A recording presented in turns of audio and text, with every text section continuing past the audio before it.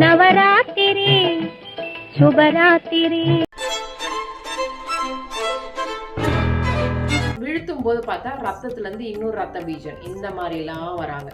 So அப்போ துர்கை என்ன பண்றாங்கன்னா, சாமுண்டி என்ற காளி அவங்களுக்கு ஒரு கட்டளை போடுறாங்க. நான் இப்ப இவனை கொல்லும் போது அவனோட ரத்தத்தை நீ குடிக்கணும் அப்படின்னு சொல்லிட்டு.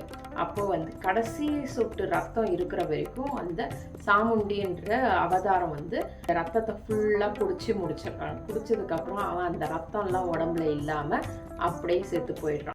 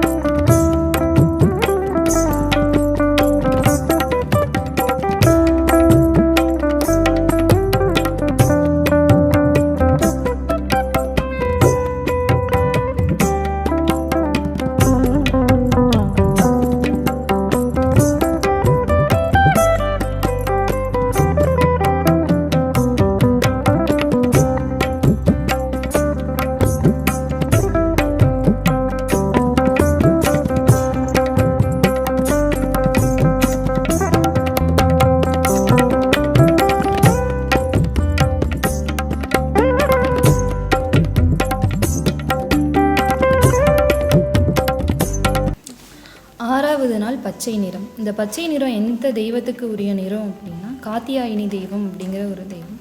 காத்தியாயினி தெய்வம் யார் அப்படின்னா, மகிஷாசுரன் அப்படிங்கிற அரக்கனை வென்ற தெய்வம் தான் காத்தியாயினி தெய்வம். இந்த நாளில் பச்சை நிற ஆடையை அணிஞ்சு வழிபட்டோன்னா ஒரு புதிய துவக்கமாக இருக்கும். ஆறாவது படியில் 6 அறிவு கொண்ட மனிதர்களோட பொம்மைகள் 6வது படியில் வைப்போம்.